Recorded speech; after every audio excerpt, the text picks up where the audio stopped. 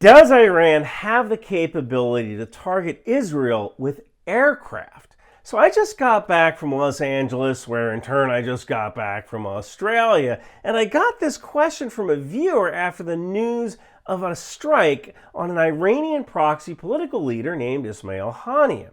Now, Mr. Haniyeh was in Iran for the inauguration of Iran's new president, whom he met, and then shortly afterwards an explosion occurred, and Mr. Haniyeh met Iran's previous president. Now, on the day I'm recording this, it's Thursday, August 1st, 2024, and it sounds like this explosion occurred from a bomb that was smuggled into a guest house where Mr. Haniyeh was staying. But for a while, there was this question as to whether Israel used stealth F-35 fighters to infiltrate Iran and drop a bomb on that house. But what would it take for Israel to strike Tehran with an F-35? I mean, this is tough because Iran is like 2 or 3 countries away from Israel, and while the ferry range of an F-35 is about 1,200 nautical miles or 2,220 kilometers, the combat range is between 590 and 650 nautical miles. So none of the F-35 variants can carry the kind of extra fuel tanks or drop tanks that can take it that far. And drop tanks, by the way, are these big cigar-looking containers you see hanging off fighter jets, where they can drop those tanks if they're no longer needed or the planes suddenly encounter an enemy and they have to fight. You want to get rid of the drop tanks to shed weight and become more maneuverable. Now, supposedly, plumbing is installed on inboard F-35 hardpoints, which could carry 2 additional 460-gallon underwing drop tanks, although these tanks have never been tested and no drop tanks have been certified. And that's mainly because the second you put drop tanks on a stealth fighter, you turn its radar cross-section into an unstealthy fighter. So the normal way you would refuel an F-35 is to extend its range through airborne tanker operations. But if you think the radar cross-section of a fighter with drop tanks is bad, wait till you get a load of a tanker. And tankers are very juicy targets, mainly because not a lot of nations have very many of them.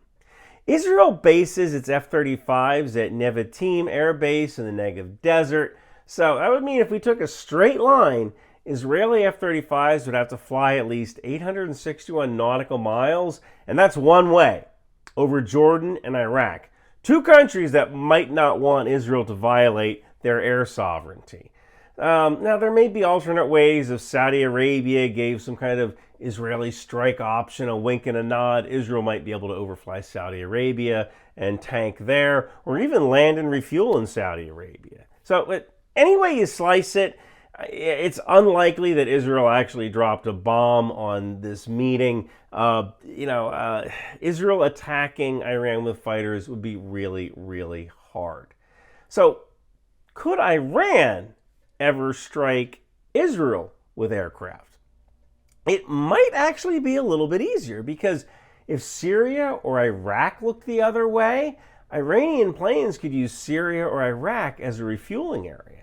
So that's kind of what I'm going to explore here after I talk about how Rocket Money saved me $825 just yesterday. So listen, I travel a lot, and I have a membership with a chain of airport lounges. And I just renewed my membership like 2 days ago online. And I went to the airport lounge yesterday, and the concierge said my membership had expired. And I just figured, all right, maybe I forgot to hit submit or something. And so I just gave my credit card, just run it. And then I got an alert from Rocket Money about an unusually large transaction. The transaction had gone through, and my money was like stuck in limbo.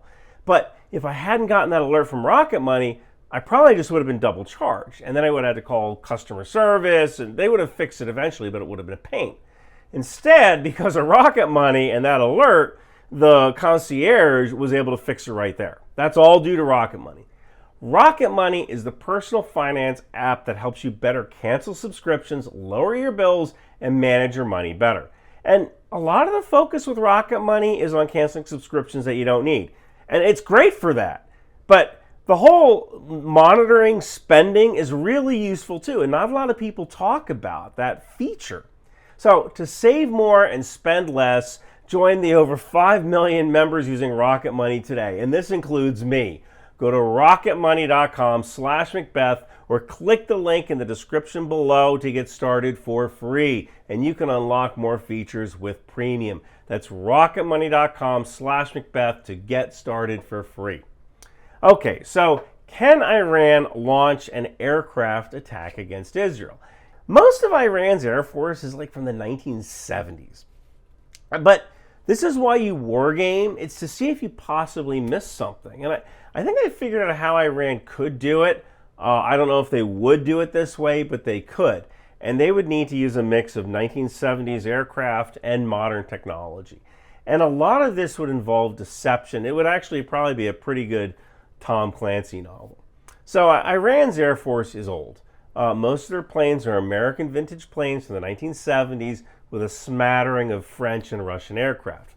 According to the Flight Global Directory of World Air Forces, Iran has 63 1970s era F-4 Phantoms, which is a multi-role fighter, 35 F-5s, which is a low-cost multi-role fighter, 41 F-14s, yeah, the Top Gun F-14s, 17 F-7s, which is kind of like a Chinese copy of the MiG-21, and from what I understand, those are mainly used as trainers, 18 MiG-29s, which might be the most modern multi-role fighter that Iran has, 12 Mirage F-1s, and 23 Su-24 bombers.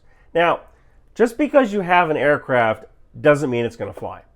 The U.S. Air Force has a mission-capable rate of about 70%, maybe up to 72%, although that can vary based on the type of plane, operational tempo, and the unit or type of plane being flown. So, a standard Air Force fighter squadron has between 18 and 24 aircraft. That means 12 to 16 are operational at any given time. Everything else is down for maintenance. Now, it might be possible to surge maintenance in the short term in order to accomplish a mission, but it can't be done for very much longer than a couple of weeks. Probably about the hardest thing the U.S. Air Force ever did recently was that they pushed C-17s during the evacuation of Afghanistan. And due to the enormous strain we put on the C-17 airframe, along with deferred regular maintenance, we actually grounded a good portion of our C-17 fleet for 90 days, like back in 2021, for maintenance because the crews needed rest and the planes needed to be fixed. Now, Iran isn't going to release its figures for jet readiness, but the best information I could get is that maybe it has a readiness rate of 50 to 60% of their airframes. And just because you have 36 F-4 Phantoms doesn't mean you have 36 F-4 Phantoms in combat squadrons. You need to have a schoolhouse or training squadron where people learn how to fly the F-4 Phantom. You need to have a test and evaluation squadron where you do all the testing and integration of new weapons and sensors. And that could take those numbers down even lower. Theoretically, Iran has a total of 209 or so airframes. At 50%, that's 104, 105 airframes. If you take out the old Chinese F-7s, which are functionally useless on the modern battlefield, it's now 96 airframes. So we can work with that number. Although remember, not every aircraft might be 100% operationally ready. They might have radar that isn't working or whatever. Now, the next problem for Iran to overcome is training and rehearsals. Back in February of 2024, when an Iranian-backed militia attacked an American outpost on the border with Syria, the U.S. vowed a response, which would most likely look like taking out arms warehouses in Syria. And then nothing happened for like a week.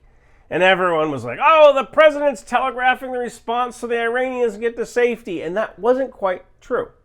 We telegraphed the response so that we could watch the Iranians panic and gather signals intelligence from that panic. Like, hey, do you have any warehouse space? Because I need to move these rockets.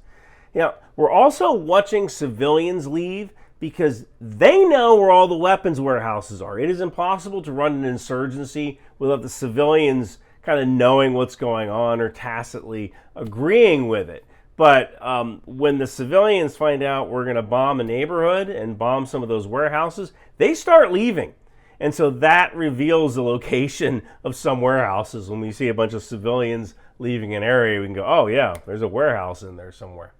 So That's kind of why we telegraphed our intent, but we also had to get our tanker assets in place, and we had to get the B-1 bomber crews, who are going to be part of the response, to rehearse their actual mission. You always do rehearsals, always. So that means, with rehearsals, increased operational tempo, which means more airframes are going to be down for maintenance because you're flying them more. Now, it's more than likely that Israel or the U.S. or anybody who's watching Iran with signals, satellite, and human intelligence could detect this sudden increase in Iranian sorties and wonder, why are they flying so much? So Iran might have to announce training up for a multinational exercise with China or Venezuela or something. And it might be kind of weird to have a spur-of-the-moment multinational exercise. I'm just spitballing here. Now, we have to figure out what exactly to target in Israel. And I thought about this from a targeting perspective. And I think the biggest bang for the buck would be to go after the ports of Haifa and Ashdod. Take out those two ports, and you take out 90% of Israel's trade. So how do we actually hit them? Well, you're certainly not going to fly over Israel with gravity bombs, that's for darn sure, but you can attack them from a distance. Iran supposedly has a cruise missile called the Ya Ali that has a 700-kilometer range and a warhead of about 440 pounds or 200 kilograms. Now, Iran claims that all of their airframes can carry this cruise missile. I mean, maybe, but if I were going to prioritize a launch platform to integrate this weapon system on, it would be the Su-24 and the F-4.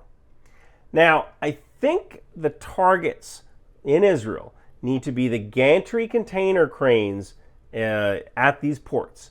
If you sink a ship in a harbor, yeah, it's a pain in the butt, but they will refloat it or cut it up and ship it out of there.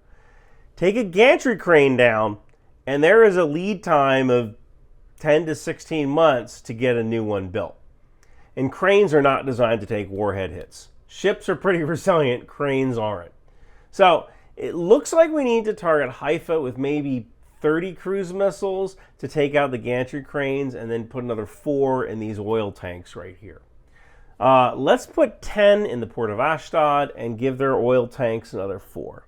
So we need a minimum of 48 cruise missiles for this operation. We'll probably need more because some are going to get shot down or some are going to go errant. But right now we have the minimum number, 48. Let's see what we can manage for launch platforms. Now, we don't know how many cruise missiles that the Su-24 and the F-4 can carry, but I think that 2 would be a good number. Remember, for every pound of weapon that you carry, that is 1 less pound of fuel you can carry. So, while it would be nice to load 4 missiles onto each aircraft, that's going to really reduce your range. So I think 2 is probably a good number that can fit on the F-4 and the Su-24. Now, what we're looking for here is a combat range of about 500 nautical miles or 926 kilometers. So based on these numbers, it looks like we can field a total of 88 missiles from both the F-4 and the Su-24. So let's allocate 60 missiles at Haifa and the remaining 28 at Ashdod. Now, I know you're just going like, Ryan, you left out the MiG-29 and the F-5 and the F-14. All right, I think that the F-5 might be too lightweight for this mission. And don't forget, if we launch every single plane, we'll have nothing in reserve to defend Iran's airspace from counterattack. So we need to keep some planes behind. Also note that the F-14 is primarily an air-to-air fighter, although Iran may have modified its capabilities since it's had them for so long. Still, it's more useful as a fighter than a bomber. So here's how I think we can do this. And this is going to take coordination between proxy groups, third-party countries like Iraq and Syria, and Iran's rocket forces. We launched 32 F-4s and 12 Su-24s from Tabriz and Shahed Vedadi. We land the F-4s in Syria to refuel, the Su-24s land in Kiara to refuel. Then we launch F-14s with an air-to-air payload from Hamadan, and they head west. Now, right about when the F-4s are refueling, we fire ballistic missiles at the port of Eilat and at Israel's air bases. Eilat is a resort town that also has a port, although it's a smaller port. It's going to take about 15 minutes or so for those ballistic missiles to reach Israel from Iran. We shoot our good ballistic missiles at a lot. We shoot our crappy or older ballistic missiles at Israeli air bases. Now, we're not actually trying to destroy the air bases here, although if we make any hits, it's a bonus. What we're trying to do is two things. We eat up Israel's interceptors, number one, and number two, we force Israel to scramble its fighters. As the ballistic missiles fly toward Israel, Iranian proxies in Lebanon launch a massive missile bombardment of northern Israel. This is going to start eating up Israel's Iron Dome and David Sling interceptor missiles. Meanwhile, the F-4s and Su-24s are still refueling. It's probably going to take a good hour or so to get all the Iranian aircraft refueled, but that's fine, because while they're refueling, Israel's fighters are cutting holes in the sky trying to help shoot down incoming missiles from Lebanon, and they're just burning through their fuel. So while that's going on, the Iranian fighters, the F-4s and the Su-24s, they lift off and head toward Israel. The F-14s arrive to refuel. And right about when Israel's fighters have to land and rearm and refuel, that's when the F-4s and Su-24s release their cruise missiles. A couple of these cruise missiles will get shot down by air defense systems. Israel may scramble a few more fighters that they held in reserve. They may turn some around and get them back into the air. Now, as the F-4s and Su-24s head back to Iran, you've just given Israel a dilemma. And remember, you always want to give your adversaries dilemmas, not problems. And yes, you can get this knife from the knifehandcompany.com. Any Israeli fighters that are still in the air have a choice. They can go after the cruise missiles heading toward Haifa and Ashdod, or they can go after the fighters that are slipping to safety back in Iran. If they go after the cruise missiles, the Iranian fighters escape. If they go after the fighters, the cruise missiles hit. And if they choose to go after those Iranian planes, they slam right in to Iranian F-14s that have been topped off with their fuel and are ready to party. So now the Israelis have to dogfight Iranian F-14s while the Israeli fighters are low on fuel. Now, a lot of stuff has to come together to make this happen, and nations like Syria and Iraq have to agree to refuel and agree for overflight, but that's how Iran could do it and still maintain somewhat of a reserve to protect its air sovereignty from a counterattack. Will it happen? Probably not. Iran vowed to counterattack after this strike, so we'll see what they come up with, but I don't think it would be something like this.